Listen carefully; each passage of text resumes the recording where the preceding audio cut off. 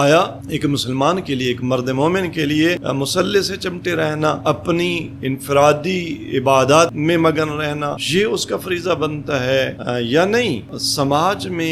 سماج کی اصلاح کے لیے، پولیٹیکل ارینجمنٹس کو چینج کرنے کے لیے اور انقلاب برپا کرنے کے لیے ایک مومن کا فرض بنتا ہے کہ وہ میدان عمل میں اترے، فعالیت دکھائے، وہ سرگرمی دکھائے۔ آیا یہ اس کا فریضہ بنتا ہے؟ بالآخر ایک انڈیویجول کی پولیٹیکل اوبلیگیشن دین مبین اسلام کے نقطہ نظر سے کیا ہے؟ اعوذ باللہ من الشیطان الرجیم، بسم اللہ الرحمن الرحیم، الحمدللہ والصلاة والسلام علی رسول اللہ وآل رسول اللہ واللعنۃ الدائمہ علی اعدائہم اعداء اللہ، اما بعد فقد قال اللہ تبارک وتعالی فی کتابہ المجید وفرقانہ الحمید وقولہ الحق، لقد ارسلنا رسلنا بالبینات وانزلنا معہم الکتاب والمیزان لیقوم الناس بالقسط۔ ناظرین، سب سے پہلے میں آج کی گفتگو کا پس منظر آپ کے ساتھ ڈسکس کرنا چاہوں گا، اور وہ یہ کہ آج کی ہماری گفتگو اس پس منظر میں ہے کہ سوشل میڈیا پر بعض لوگوں کی ایسی گفتگو گردش کر رہی ہے کہ جن میں سے بعض لوگوں کا کلیم یہ ہے کہ دین کا سیاست کے ساتھ کوئی تعلق نہیں ہے، دین کا سماج کے ساتھ کوئی تعلق نہیں ہے، دین انسان کا ایک فردی اور پرسنل معاملہ ہے، دین مصلی اور محراب میں رہنے کا نام ہے، اس کا سماج کے ساتھ کوئی تعلق نہیں ہے۔ بعض لوگوں کا یہ کہنا ہے کہ ممبر و محراب سے علماء کو، خطباء کو، واعظین کو بس اچھے اخلاق کی، خدا کی بندگی اور عبادت کی نصیحت اور واعظ کرنا چاہیے، لیکن کسی قسم کی کوئی انقلابی بات، کوئی سیاست کی بات گفتگو نہیں کرنا چاہیے۔ اور بعض لوگوں نے تو یہاں تک کہہ دیا کہ نعوذ باللہ امام حسین علیہ السلام کوئی امر بالمعروف یا نہی عن المنکر کرنے کے لیے نہیں نکلے تھے۔ بعض لوگوں نے یہاں تک کہہ دیا کہ یہ گویا ایک افسانہ ہے جو قول امام حسین علیہ السلام کی طرف منسوب کیا جاتا ہے کہ مثلی لا یبایع مثلہ۔ اور اسی طرح سے بعض لوگوں نے عصر غیبت امام زمانہ جل اللہ فرج الشریف میں ہر قسم کے انقلاب، ہر قسم کی سوشل ریفارم کی تحریک کو بدعت اور ایک طرح کا طاغوت قرار دیا۔ تو اس پس منظر میں آج کی گفتگو کا عنوان سماج اور انقلاب ہے، اور اس عنوان کے ساتھ میں آپ کی خدمت میں حاضر ہوں۔ میں اس موضوع پر کچھ عرائض پیش کرنے سے پہلے اس گفتگو کو ریلیٹ کروں گا۔ اس سے پہلے جو ہماری ایک گفتگو ہمارے چینل پہ اپلوڈ ہو چکی ہے اور آپ یقیناً سن چکے ہوں گے، اور اگر نہیں سن سکے تو اس گفتگو کے مقدمے کے طور پر ضرور اس گفتگو کو بھی سنیں، جس کا عنوان تھا کہ ہم کدھر جائیں۔ اس گفتگو میں ہم نے کسی بھی مکتب، کسی بھی نظریہ، کسی بھی آئیڈیالوجی، کسی بھی ورلڈ ویو کو دین کی طرف اور دین مبین اسلام کی طرف نسبت دینے یا نسبت نہ دینے کا ایک معیار پیش کیا، اور وہ یہ کہ تضارب آراء کے دور میں جب کسی موضوع کے متعلق کسی ٹاپک پر دانشوروں کی، علماء کی، صاحبان منبر و محراب کی اگر آراء میں تضارب آ جائے، ایک دوسرے سے ٹکرا رہی ہوں، اور ہمیں سمجھ نہ آ رہی ہو کہ ہم کس کی رائے کو اڈاپٹ کریں اور کس کی رائے کو ہم ریجیکٹ کر دیں، تو اس کے لیے معیار کیا ہے ہمارے پاس؟ تو وہ ہم نے سابقہ گفتگو میں ہم نے بتایا کہ معیار ہمارے پاس قرآن کریم ہے۔ معرکہ تضارب آراء میں اگر کسی رائے کو قبول کرنا ہے یا کسی رائے کو رد کرنا ہے، تو وہ ہم نے اس رائے کو قبول کرنا ہے جس کی تائید قرآن کریم اور کلام اللہ المجید سے ہوتی ہو، اور اگر کسی رائے کو، کسی نظریے کو، کسی آئیڈیالوجی کو، کسی ورلڈ ویو کو ہم نے ریجیکٹ کرنا ہے، تو وہ نظریہ ہوگا، وہ دعویٰ ہوگا جس کی صریح قرآنی آیات اور قرآنی نصوص کی روشنی میں تائید نہ ہو سکے۔ تو آج کا جو موضوع ہے اس پر بھی ہمارے پاس معیار یہی ہے۔ تو اگر ہم یہ جاننا چاہیں کہ سماج میں اور پولیٹیکل ارینجمنٹس میں، کسی سیاسی نظام میں، آیا ایک مسلمان کے لیے، ایک مرد مومن کے لیے مسلح سے چمٹے رہنا، اپنی انفرادی عبادات میں مگن رہنا، یہ اس کا فریضہ بنتا ہے یا نہیں؟ سماج کی اصلاح کے لیے، پولیٹیکل ارینجمنٹس کو چینج کرنے کے لیے اور انقلاب برپا کرنے کے لیے ایک مومن کا فرض بنتا ہے کہ وہ میدان عمل میں اترے، وہ فعالیت دکھائے، وہ سرگرمی دکھائے۔ آیا یہ اس کا فریضہ بنتا ہے؟ بالآخر ایک انڈیویجول کی پولیٹیکل اوبلیگیشن وہ دین مبین اسلام کے نقطہ نظر سے کیا ہے ایک سماج میں، اور بالخصوص ایک ایسے سماج میں جس میں فسق و فجور کا دور و دورہ ہو، جس میں حاکم سرمست اور ظالم ہوں، تو اس میں ایک مومن کا فریضہ کیا بنتا ہے، اہل منبر و محراب کا کیا فریضہ بنتا ہے، خطبہ اور مجالس اعضاء سے خطاب کرنے والوں کا کیا فریضہ بنتا ہے۔ تو اس موضوع کو نبھانے کے لیے معیار ہمارے پاس ہوئی ہے جو اس سے پہلے ہم قائم کر چکے ہیں کہ ہم نے اس موضوع پہ سب سے پہلے یہ دیکھنا ہے کہ قرآن کریم کا موقف کیا ہے، تاکہ ہمارے لیے قرآنی مسلمات اور قرآنی نصوص اور آیات کی روشنی میں یہ واضح ہو جائے کہ قرآن ایک مرد مومن اور ایک مسلمان کا سماجی فریضہ کیا قرار دیتا ہے اور سیاسی اس کا کیا فریضہ قرار دیتا ہے، بالخصوص ایک ایسے سماج میں، ایک ایسی سلطنت میں جو ایک ظالم سلطنت ہو، ایک ظالم سٹیٹ ہو، ایک ظالم حکمران ہو، ایک فاسق حکمران ہو، اور یزید جیسا حکمران مسند اقتدار پر آ جائے، تو ایک مرد مومن کا، ایک مسلمان کا، ایک امام حسین علیہ السلام کے اور آپ کے آباء و اجداد ان کے حقیقی شیعہ کا فریضہ کیا بنتا ہے۔ تو دیکھتے ہیں کہ اس حوالے سے قرآن کریم ہماری کیا رہنمائی کرتا ہے۔ قرآن کریم کی طرف اگر ہم رجوع کریں تو پہلی بات یہ ہے کہ قرآن انسان کے لیے سماج کو، معاشرے کو ضروری قرار دیتا ہے۔ چنانچہ سورہ مبارکہ الحجرات کی آیت نمبر 13 میں ارشاد پروردگار ہوتا ہے، یا ایھا الناس انا خلقناکم من ذکر و انثی وجعلناکم شعوبا وقبائل لتعارفوا۔ قرآن کا یہ خطاب مومنین سے نہیں ہے، ایھا المؤمنون نہیں ہے، یا ایھا الناس پوری بنی نوع بشر سے یہ قرآن کا خطاب ہے، اور اس حکم پروردگار میں یا جو بھی مضمون اس آیہ کریمہ میں بیان کیا جا رہا ہے وہ گویا پوری بنی نوع بشریت کا مشترکہ موضوع ہے اور مشترکہ حکم ہے۔ چنانچہ انسان جہاں بھی ہوگا، وہ مومن ہوگا یا کافر ہوگا، وہ مسلمان ہوگا یا غیر مسلمان ہوگا، قرآن کا خطاب یہ ہے کہ یا ایھا الناس، اے لوگو، انا خلقناکم من ذکر و انثی، ہم نے تمہیں مرد اور عورت سے خلق فرمایا، وجعلناکم شعوبا وقبائل، اور ہم نے تمہیں قومیں اور قبیلے بنایا۔ تو گویا قرآن یہی فرما رہا ہے، جیسا کہ بعض دانشوروں کے ہاں یہ ایک مقولہ ہے کہ انسان ایک سوشل اینیمل یا سماجی موجود ہے یا سماجی مخلوق ہے، انسان سماج سے کٹ کر نہیں رہ سکتا، انسان سماجی مخلوق ہے۔ تو قرآن کی تعلیم بالکل یہی ہے، قرآن یہی فرماتا ہے کہ انا جعلناکم شعوبا وقبائل، کہ ہم نے تمہیں قومیں اور قبیلے بنایا۔ انسان قوم اور قبیلے میں اور سماج میں زندگی گزار سکتا ہے، انسان انڈیویجول لائف قوم سے، قبیلے سے کٹ کر گزار ہی نہیں سکتا، اور اگر گزارے بھی تو انسان وہ انسانی زندگی نہیں گزار سکتا، وہ ایک حیوانی زندگی ہوگی۔ اور پھر خداوند تبارک تعالیٰ نے سماج کے ساتھ انڈیویجول کے، فرد کے تعامل کو اور انٹریکشن کو بھی ضروری اور ناگزیر قرار دیا۔ تبھی تو ارشاد فرمائے لتعارفوا، تاکہ تم ایک دوسرے کو پہچان سکو، اور پہچان کہاں ضروری ہوتی ہے؟ ظاہر ہے اگر ایک انسان کسی دوسرے انسان کو اس کا میل جول ہی نہ ہو، اٹھنا بیٹھنا ہی نہ ہو، رابطہ اور معاملہ ہی نہ ہو، تو اس کو اس کی پہچان کی ضرورت ہی نہیں ہے۔ پہچان کی ضرورت وہیں پیش آتی ہے جہاں انسان بنی نوع بشر کے دیگر افراد کے ساتھ رابطے میں ہو، تعامل میں ہو، انٹریکشن میں ہو، ان کے ساتھ اس کا میل جول ہو، اس کے ساتھ اس کے معاملات ہوں۔ تو خداوند تبارک تعالیٰ ارشاد فرماتا ہے کہ تمہارے تعاملات، سماجی معاملات اور سماجی زندگی وہ تبھی باقی رہ سکتی ہے کہ تم قوموں اور قبیلوں کی زندگی اور تم اجتماعی اور سماجی زندگی کے رنگ میں رنگے جاؤ۔ تو اس سے یہ نقطہ واضح ہوتا ہے اور سامنے آتا ہے کہ سب سے پہلی بات یہ ہے کہ انسان قرآن کے نقطہ نگاہ سے ہے ہی ایک سماجی مخلوق، انسان ایک سوشل بینگ ہے اور انڈیویجول بینگ نہیں ہے۔ یہ پہلا نقطہ۔ قرآن کریم کی آیات کی روشنی میں دوسرا نقطہ جو بہت ہی واضح ہے وہ یہ کہ سماجی زندگی میں یہ جو دنیاوی ہماری زندگی ہے، انسانوں کے مفادات کا آپس میں تناقض اور تضاد ہوتا ہے۔ سورہ مبارک زخرف کی آیت نمبر 32 میں ارشاد پروردگار ہوتا ہے نحن قسمنا بینہم معیشتهم فی الحیات الدنیا ورفعنا بعضهم فوق بعض درجات لیتخذ بعضهم بعضا سخریا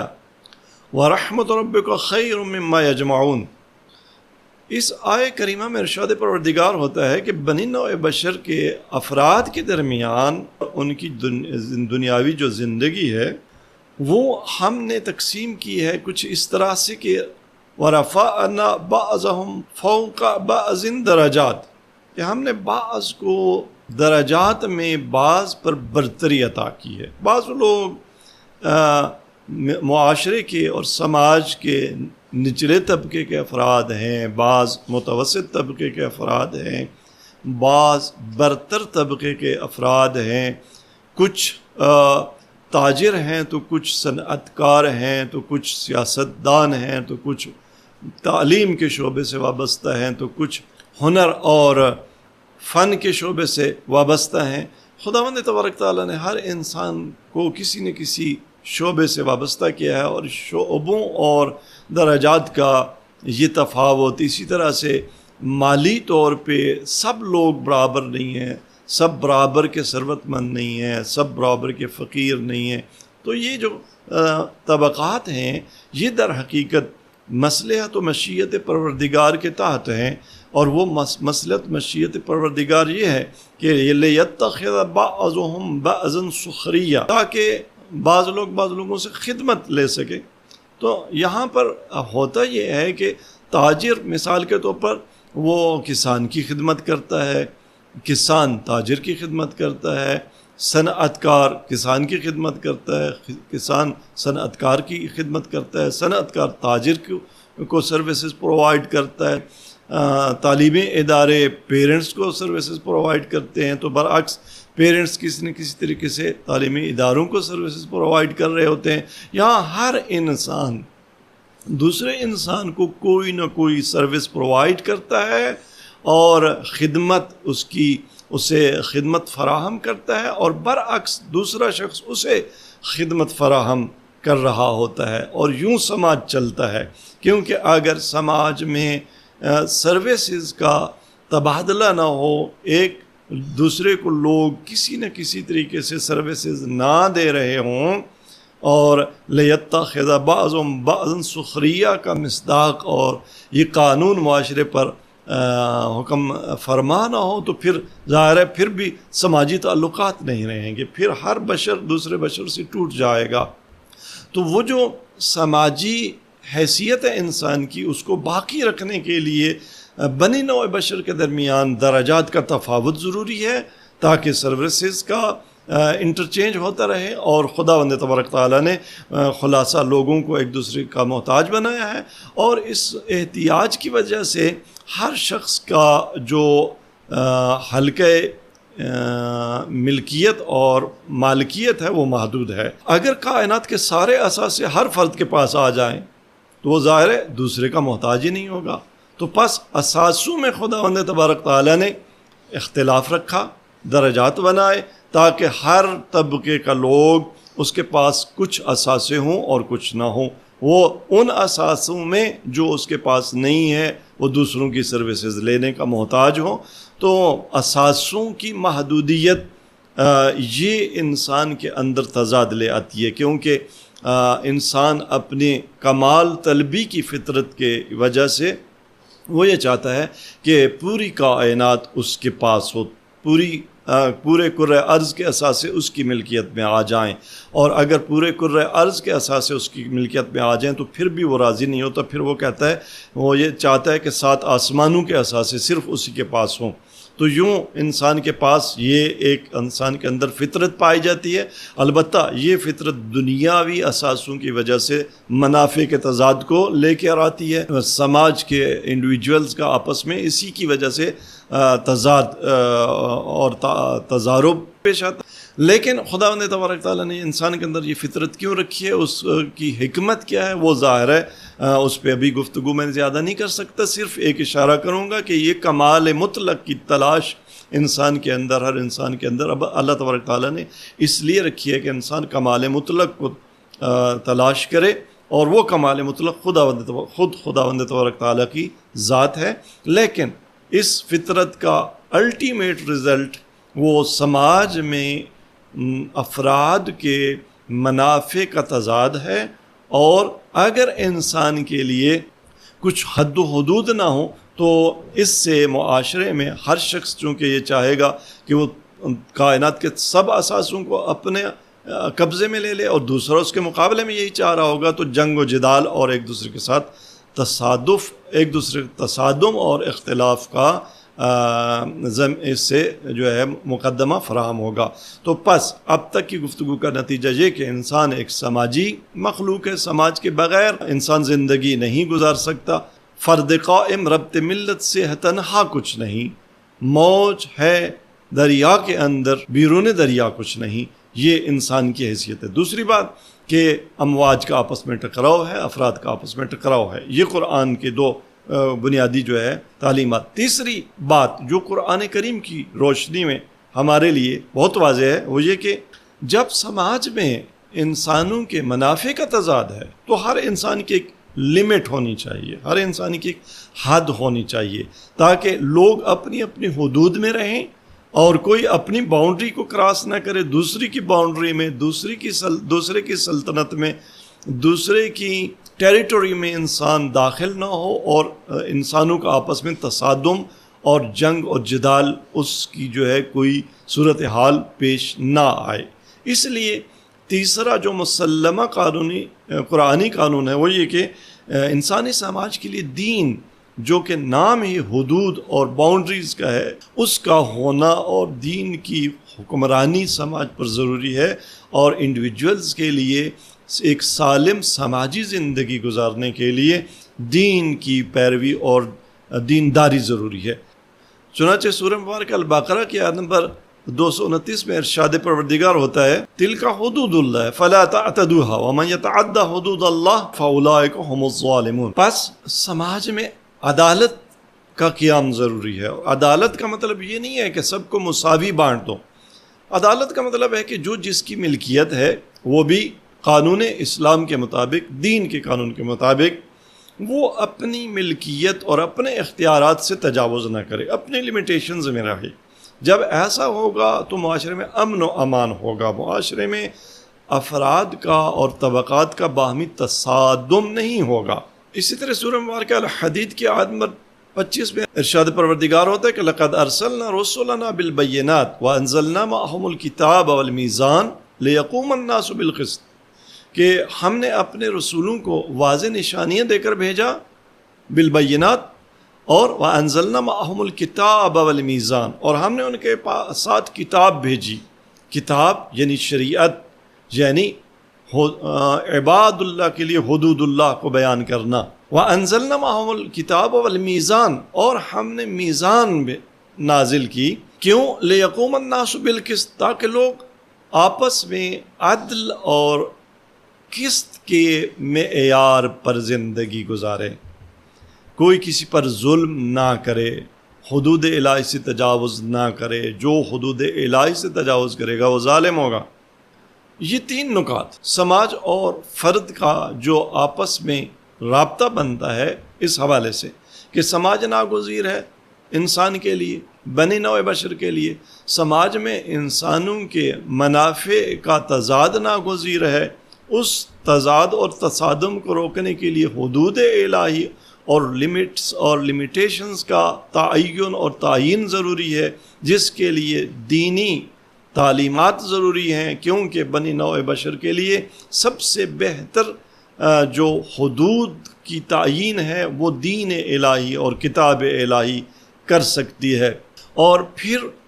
معاشرے میں عدل و عدالت کی میزان اور ترازو کا ہونا ضروری ہے، تاکہ کوئی کسی پر ظلم نہ کرے، عدالت کے پیمانوں سے تجاوز نہ کرے۔ اور اس کے بعد اگر سماج میں، چونکہ انسان کو اللہ تبارک تعالیٰ نے اسی دنیا کے لیے صرف خلق نہیں کیا،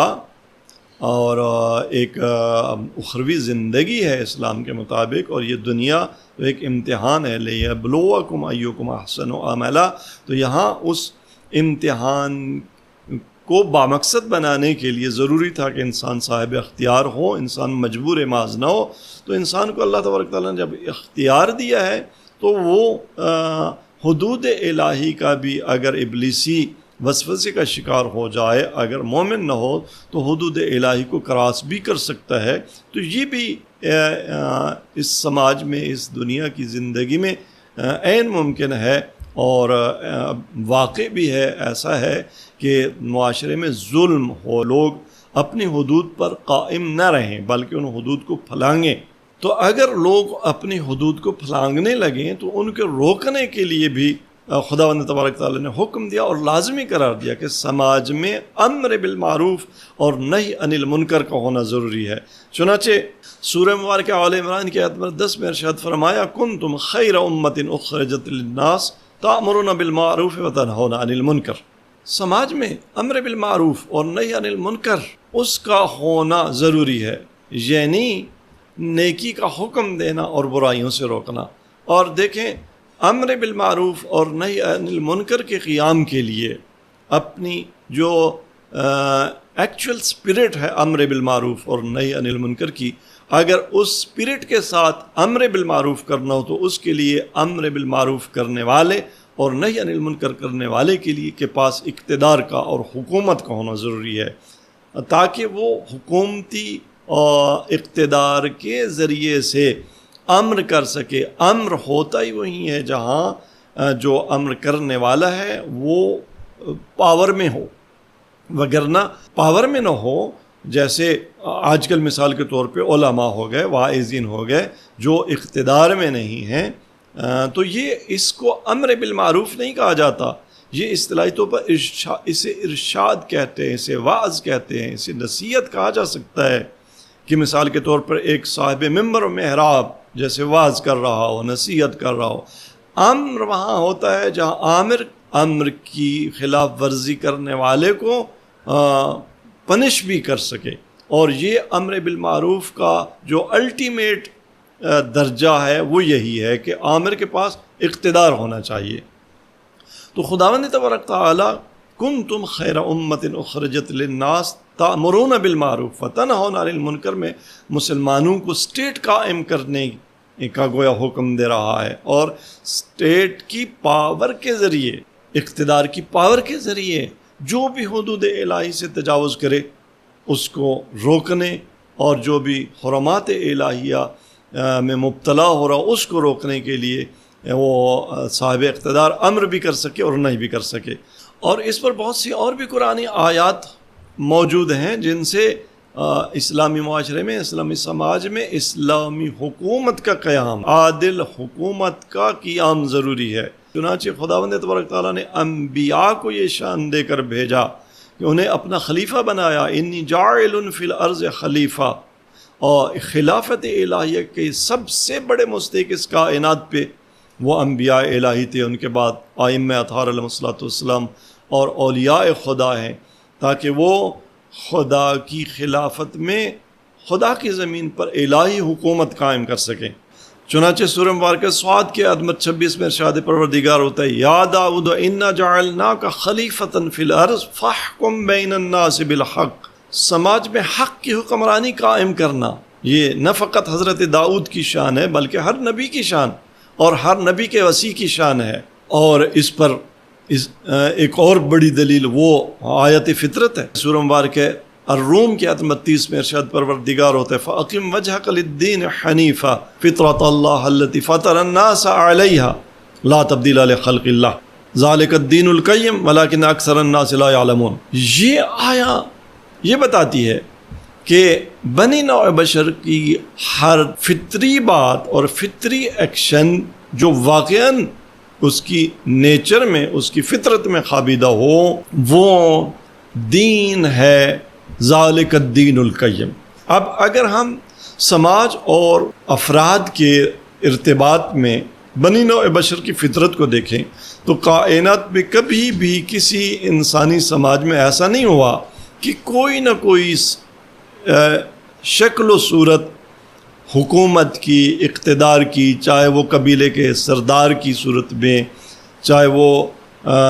خاندانی نظام اور خاندان کے سربراہ کی صورت میں، یا اسٹیٹس کے جو حکمران ہیں اور سربراہان ہیں ان کے اور ان کی حکومت کے رنگ میں، خلاصہ ہر دور میں بنی نوع بشر کی فطرت نے اس سے حکومت بنوائی ہے. یعنی حکومت بنانا بنی نوع بشر اور سماج کے انتظام کو بہتر چلانے کے لیے انسان کی فطرت میں ہے. بنابراین حکومت کا قیام سماج میں یہ انسان کی فطرت میں ہے، اور ذالک الدین القیم، اور یہی خداوند تبارک تعالیٰ کا قیم دین ہے، یہی دین اسلام ہے. تو سماج میں اقتدار کا قیام، حکومت کا قیام، وہ بھی ایسی حکومت جو افراد کو حدود الہی پر روک سکے، عدالت قائم کر سکے اور بنی نوع بشر کی فلاح و بہبود کے لیے کام کر سکے، یہ بہت ضروری اور عین قرآنی تعلیمات کے مطابق. سماج اور افراد کے یا فرد کے رابطے کے حوالے سے ایک اور قرآنی تعلیم یہ ہے کہ اگر سماج فاسق ہو جائے، اگر سماج ظالم ہو جائے، اگر صاحبان اقتدار فاسق ہو جائیں، اگر صاحبان اقتدار ظالم ہو جائیں، اگر سماج کے افراد ظالم ہو جائیں، تو خداوند تبارک تعالیٰ نے قرآنی آیات میں بڑی شدت کے ساتھ ظلم کے خلاف قیام کا حکم دیا ہے. جیسا کہ سورہ مبارکہ نساء کی آیت نمبر 148 میں ارشاد پروردگار ہوتا ہے، لا يحب اللہ الجہر بالسوء من القول الا من ظلم. خداوند تبارک تعالیٰ برائی کے تذکروں کو پسند نہیں کرتا مگر اگر کسی پر ظلم ہوا ہو، کہیں زیادتی ہوئی ہو، تو ظلم وہ برائی ہے جس کے تذکرے کو، جس کے پروپیگیشن کو خداوند تبارک تعالیٰ پسند کرتا ہے. کہ اگر کہیں ظلم ہوا ہے اس کے خلاف جتنی آواز بلند کر سکتے ہو آواز بلند کرو. اسی طرح سے سورہ مبارکہ شورا کی آیت 41 میں ارشاد فرمایا، وَلَمَنِ انتَصَرَ بَعْدَ ظُلْمِهِ فَأُولَٰئِكَ مَا عَلَيْهِم مِّن سَبِيلٍ. اگر کسی پر ظلم ہوا ہے اور وہ ظلم کا بدلہ لے تو ظلم کا بدلہ لینے والے پر کوئی مؤاخذے کا راستہ نہیں ہے. یعنی سماج میں ظالم سے بدلہ لینا قرآن اس کا سرٹیفکیٹ جاری کرتا ہے. ہاں البتہ ظلم کا بدلہ اتنا لینا ہے جتنا ظالم نے ظلم لیا ہے، لیکن تجاوز نہیں کرنا. اور سورہ مبارکہ البقرہ کے آیت نمبر 279 میں قرآن کریم نے فرمایا کہ لا تظلمون ولا تظلمون، نہ ظلم کرنا ہے نہ ظلم سہنا ہے. اور سورہ مبارکہ نساء کی آیت نمبر 77 میں ارشاد پروردگار ہوا والآخرۃ لمن اتقى ولا تظلمون فتیلا، کہ آخرت اس کے لیے ہے جس نے تقوی اختیار کیا، ولا تظلمون فتیلا. اور قرآن ایک دھاگے کے برابر بھی سماج میں انسان کو ظلم سہنے کی اجازت نہیں دیتا. کسی شاعر نے کیا خوب کہا کہ کافی نہیں کہنا کہ ستم ناحق ہے، روکو بھی اسے ڈر تمہیں کیوں لاحق ہے. ظالم کا گریباں نہ پکڑنے والوں، مظلوم پہ رونے کا تمہیں کیا حق ہے. سورہ مبارکہ ہود کی آیت نمبر 113 میں ارشاد پروردگار ہوا وَلَا تَرْكَنُوا إِلَى الَّذِينَ ظَلَمُوا فَتَمَسَّكُمُ النَّارُ. ظالم کا سہارا بھی نہ لو حتیٰ اپنے جائز حقوق کی بازیابی کے لیے بھی ظالم کا سہارا نہ لو، کیونکہ ظالم کا سہارا لینے کا مطلب یہ ہے کہ ظلم کی رات کو دوام بخشنا، ظالم کے اقتدار کے پائے مضبوط کرنا. ہم ظالم کا سہارا لے کر ظالم کو حکمران بناتے ہیں. لہٰذا قرآن نے بڑی شدت کے ساتھ ظالم کا سہارا لینے سے منع فرمایا ہے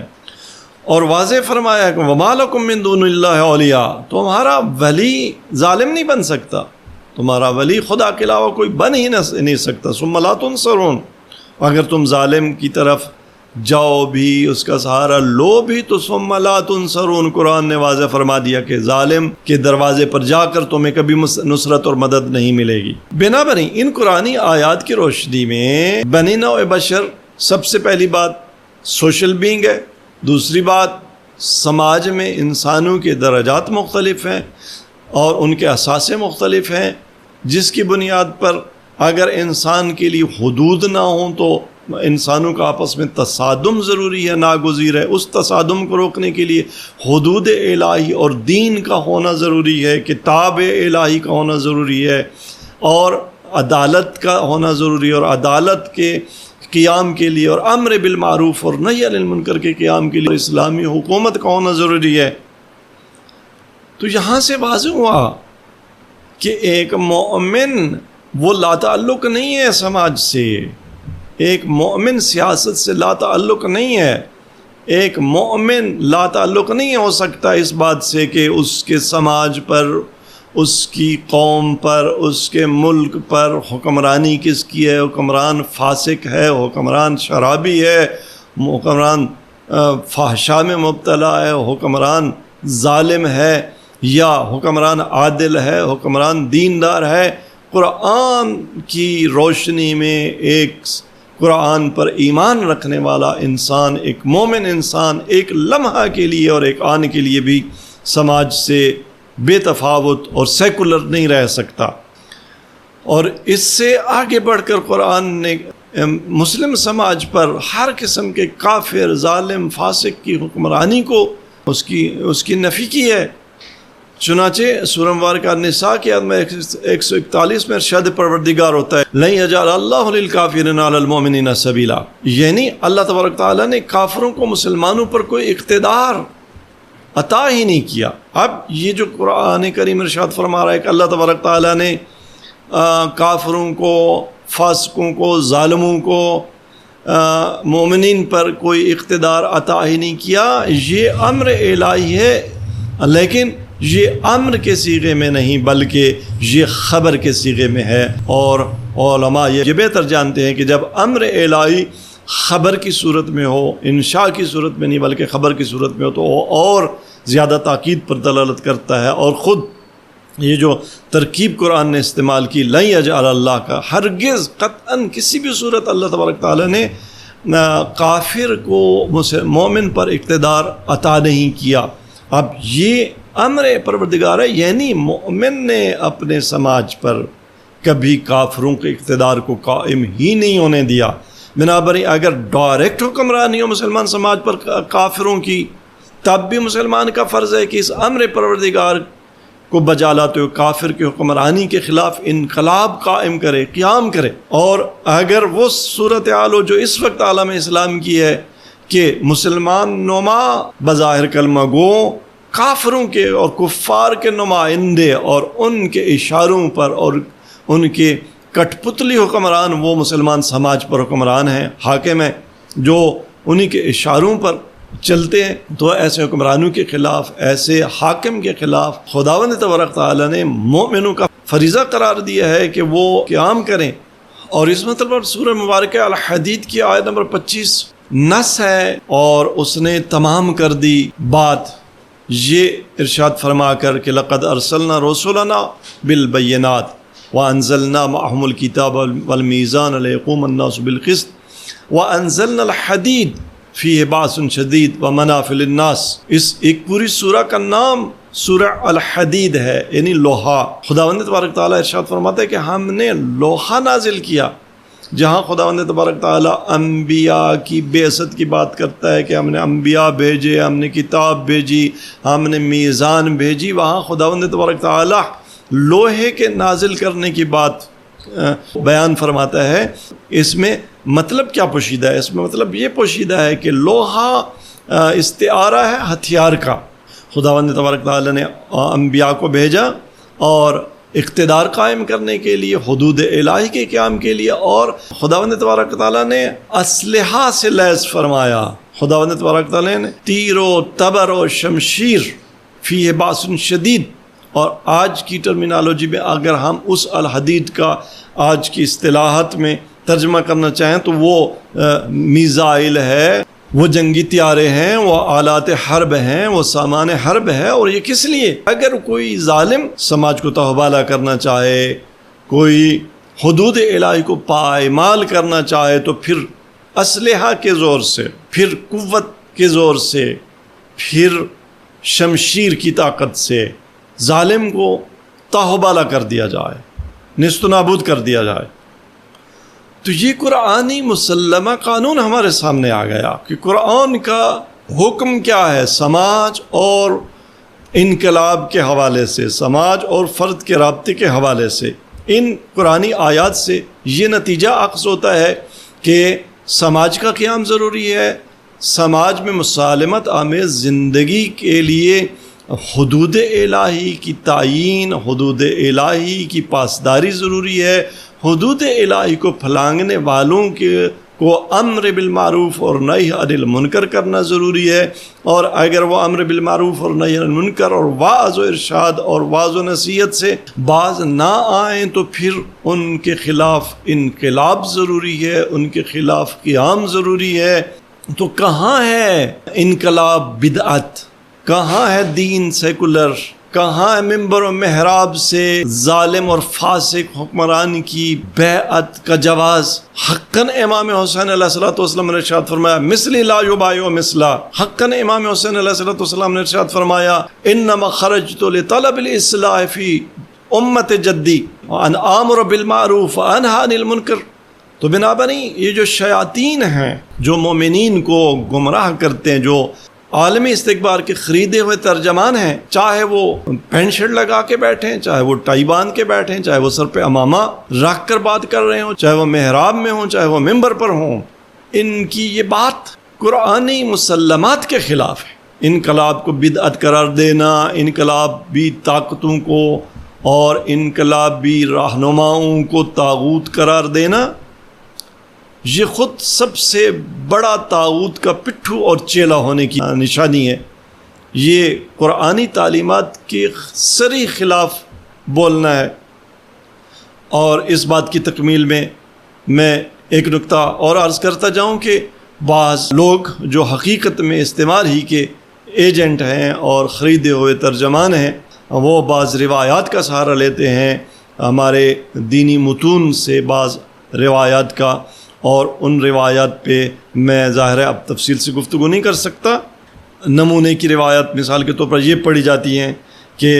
بعض روایات میں ہے کہ زمانہ غیبت میں شیعوں کے لیے ضروری ہے کہ وہ سکوت اختیار کریں، گھر سے نہ نکلیں، تقیہ کریں، لوگوں سے میل جول نہ رکھیں، اپنی نصرت کو بس امام آخر الزمان کے ظہور کے لیے آمادہ رکھیں، کوئی انقلاب نہ کریں، کوئی قیام نہ کریں۔ یہ جو روایات ہیں، ان روایات کے حوالے سے میں ایک کلی بات آپ ناظرین کی خدمت میں پیش کرنا چاہوں گا کہ جہاں تک میں نے ان روایات کو دیکھا ہے، پڑھا ہے اور سنا ہے، تو پہلے تو یہ 7-8 سے زیادہ روایات نہیں ہیں ایسی، اور ان روایات کو جب ہم تجزیہ و تحلیل کرتے ہیں تو سب سے پہلے ان روایات میں تقریباً 27 سے 30 تک راوی آئے ہیں، اور جن لوگوں نے ان روایات کو بطور دلیل اپنے دعویٰ پر کہ دین سیکولر ہے، دین میں انقلاب بدعت ہے، دین میں کسی حکومت کے خلاف قیام کرنا، زمانہ غیبت میں قیام وہ ٹھیک نہیں ہے، وہ باطل ہے، تو یہ جو روایات ہیں، ان روایات سے تب دلالت کمپلیٹ ہو سکتی ہے اپنے کلیم پر جب سب سے پہلے جن لوگوں کا یہ کلیم ہے ان روایات کے جتنے راوی ہیں وہ سب کی وثاقت ثابت کریں۔ 27 سے 30 تک ان روایات کے راوی ہیں، جب تک یہ کلیم کرنے والے ان میں سے ایک ایک راوی کی وثاقت، اس کا قابل اعتماد ہونا وہ ثابت نہ کر دیں، ان میں سے کسی ایک روایت سے بھی اس کلیم پر استدلال نہیں کیا جا سکتا، اس لیے کہ قرآن کے برعکس روایات میں اصل اولیہ اور بیسک جو پرنسپل ہے وہ یہ ہے کہ جب تک کسی بھی روایت کے سارے راوی ان کی وثاقت اور روایت کا سلسلہ سند وہ ثابت، اس کی صحت اور اس کا اعتبار ثابت نہ کر لیے جائے، اس روایت سے جو ہے استدلال نہیں کیا جا سکتا، کسی کلیم کو پروو نہیں کیا جا سکتا اس روایت سے۔ لہٰذا یہ کلیم کرنے والے جب تک مکتب تشیع اور مکتب اہل بیت کی مستند کتب رجال سے ان روایت کی وثاقت ثابت نہیں کر دیتے، ان روایت میں سے کسی ایک روایت سے بھی اپنے کلیم پر یہ استدلال نہیں کر سکتے۔ اور خالی ان روایات کے راویوں کی وثاقت بھی کافی نہیں ہے، بلکہ اگر راوی وثاقت بھی رکھتے ہوں تو سلسلہ سند میں کہیں گڑبڑ نہ ہو، یعنی سلسلہ سند ٹوٹنا نہیں چاہیے، کوئی روایت مقطوعہ نہ ہو، درمیان میں راویوں کا سلسلہ ٹوٹ نہ گیا ہو۔ لہذا دراعت الحدیث کے قوانین کی روشنی میں روایات کو ہر لحاظ سے معتبر ہونا چاہیے، یہ تو اعتبار روایت۔ پھر جہاں تک دلالت کا تعلق ہے روایت کی، تو یہ ایک طرف 6-7 روایات، ان کے مقابلے میں تقریباً 23 روایات ہیں جو ان روایت کے مقابلے میں جو ظالم سماج کے خلاف انقلاب اور قیام کی حوصلہ افزائی کرتی ہیں، تشویق کرتی ہیں. نمونے کے طور پر حضرت زید شہید علیہ الرحمہ، ان کے قیام کو بعض روایات کی روشنی میں طاغوت کے ترجمانوں نے اسے بغاوت قرار دیا ہے، اسے باطل قرار دیا ہے، جبکہ اس کے مقابلے میں وہ روایت بھی ہے جس میں امام صادق علیہ الصلوۃ والسلام نے ارشاد فرمایا کہ رحم اللہ امی زیدن، اللہ تبارک تعالیٰ میرے چچا زید پر رحم فرمائے، وَلَوْ ظَفَرَ لَوَفَى بِمَا دَعَا إِلَيْهِ، اور اگر وہ کامیاب ہو جاتے اپنے انقلابی تحریک میں تو وہ جس چیز کی انہوں نے دعوت دی تھی اس اور جس چیز کا انہوں نے وعدہ کیا تو اس کو وفا کرتے، یعنی اقتدار کس کے سپرد کرتے؟ ائمہ اہل بیت اطہار علیہ الصلوۃ والسلام کے سپرد کرتے. وَقَدْ اسْتَشَارَنِي فِي الْخُرُوجِ فَقُلْتُ لَهُ يَا عَمْ إِن رَضِيتَ أَن تَكُونَ الْمَقْتُولُ الْمَصْلُوبُ بِالْكَنَاسَةِ فَشَأْنُكَ. اور آپ فرماتے ہیں اتنا آپ مذمت نہیں کرتے ان کے انقلاب کی، آپ ایک حقیقت بیان کر رہے ہیں کہ انہوں نے مجھ سے مشورہ کیا اور میں انہوں نے بتایا کہ اگر تم نے قیام کیا اور تحریک چلائی تو اگر تم چاہتے ہو کہ تم شہید ہو جاؤ تو پھر تمہاری رائے ہے.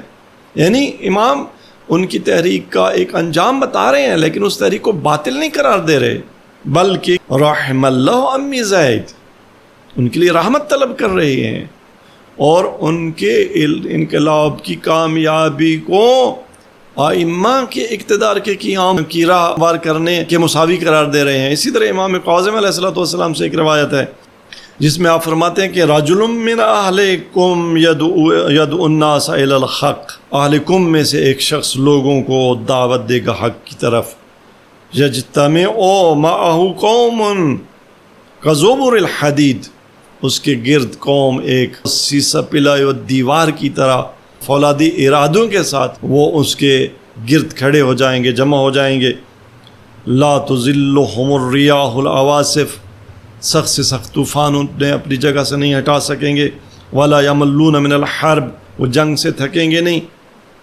ولا یجبنون، اور وہ ڈرپوک نہیں ہوں گے، جبن اختیار نہیں کریں گے. وعلی اللہ یتوکلون، اور اللہ پر توکل کریں گے. والعاقبۃ للمتقین، اور آخرت ہے ہی متقین کے لیے. اس کی تطبیق سب سے بڑی یہ انقلاب اسلامی ایران اور امام خمینی اس رابر کبیر کے انقلاب پر اس کی تطبیق ہوتی ہے، جو جس میں امام کاظم علیہ الصلوۃ والسلام تعریف فرما رہے ہیں، تمجید فرما رہے ہیں، والعاقبۃ للمتقین کی نوید سنا رہے ہیں. بنا بنی وہ روایات جن کی تفصیل آپ ہمارے مجلہ نور معرفت کے جلد پبلش ہونے والے شمارے میں آپ ہمارے ایک محقق ان کے آرٹیکل میں تفصیلی مضمون اس حوالے سے انشاءاللہ آپ دیکھ پائیں گے، پڑھ پائیں گے، اور اس کا ریفرنس ہم آپ کی خدمت میں پیش کر دیں گے. تو اس میں ان روایات کو پوری تفصیل کے ساتھ بیان کیا گیا جو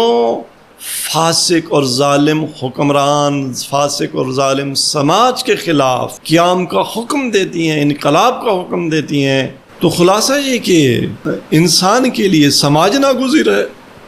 سماج میں اگر حدود الہی کی پابندی نہ ہو تو فساد نہ اور ظلم اور فسق و فجور ناگزیر ہے، اور اگر فسق و فجور سماج میں راہیں پیدا کر لے، رستے تلاش کر لے اور بڑھتا بڑھتا مسند اقتدار تک پہنچ جائے تو وہاں سماج میں مومنین کے لیے اس فاسق سماج کے خلاف قیام ضروری ہے. اس میں عصر حضور معصوم اور عصر غیبت معصوم میں صرف اتنا فرق ہے کہ عصر حضور معصوم میں کوئی بھی انقلاب معصوم کے اذن و اجازت کے بغیر اور ان کی منشا و رضا کے بغیر وہ باطل ہے، وہ جائز نہیں ہے، وہ طاغوت ہے، وہ باتیں صحیح ہیں. لہٰذا وہ روایات جو ایسے انقلابات کو طاغوت قرار دیتی ہیں، انہیں ناجائز قرار دیتی ہیں، ان روایات سے مراد حضور امام میں امام کی رضا و رغبت اور امام کی اجازت اور امام کی پشت پناہی کے بغیر انقلاب ہے. یا عصر غیبت میں اگر امام حاضر نہیں ہے تو زیادہ سے زیادہ اگر یہ روایات صحیح مان بھی لی جائیں تو صرف ان مقامات پر وہ بالکل ایک ایسی سچویشن میں انقلاب سے روکتی ہیں، قیام سے روکتی ہیں، جہاں 100% انقلابی طاقتوں کی نابودی وہ قطعی ہو، ان کی شہادت قطعی ہو، اور ان کی شہادت سے کوئی قابل ذکر اور قابل فائدہ رزلٹ بھی سامنے نہ آنا قطعی ہو، وگرنہ باقی تمام سچویشنز میں وہ قرآنی تعلیم جو سماج کو ناگزیر قرار دیتی ہے، سماج میں حدود الہی اور دین کی اور اولیاء الہی کی حکمرانی کو ناگزیر قرار دیتی ہے، اور اگر کسی بھی وجہ سے یہ حکمرانی ظالم اور فاسق طاقتوں کے پاس چلی جائے تو ایسے حکمرانوں کے خلاف، ایسے سماج میں انقلاب کو، ایسے سماج میں قیام کو ضروری قرار دیتی ہے۔ وہ قرآنی تعلیمات وہ فائنل ہیں، اور ان کے خلاف کسی بھی قیل و قال پر کان دھرنے کی قطعاً کوئی گنجائش نہیں ہے۔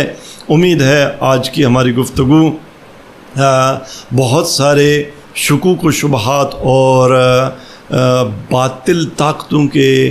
شیطانی اور ابلیسی جو پروپیگنڈا ہے اس کے سد باب میں انشاءاللہ ایک انتہائی مفید اور مؤثر اور فیصلہ کن گفتگو ہوگی۔ ضرور اس گفتگو کو کما حق کو سمجھنے کے لیے ہمارا پچھلا پروگرام بھی دیکھیے کہ ہم کدھر جائیں، اور ہم نے جس آرٹیکل کا اور جس ریسرچ جرنل کا ریفرنس دیا ہے اس کا بھی مطالعہ فرمائیں، تاکہ اس موضوع پر آپ کی جو دینی اویئرنیس اور ریلیجس آپ کی اویئرنیس وہ انشاءاللہ کمپلیٹ ہو، اور ہر قسم کے شیطانی اور ابلیسی شبہات ان کا آپ سامنا کرنے کی پوزیشن میں ہوں۔ اپنا خیال رکھیے گا۔ والسلام علیکم ورحمۃ اللہ وبرکاتہ۔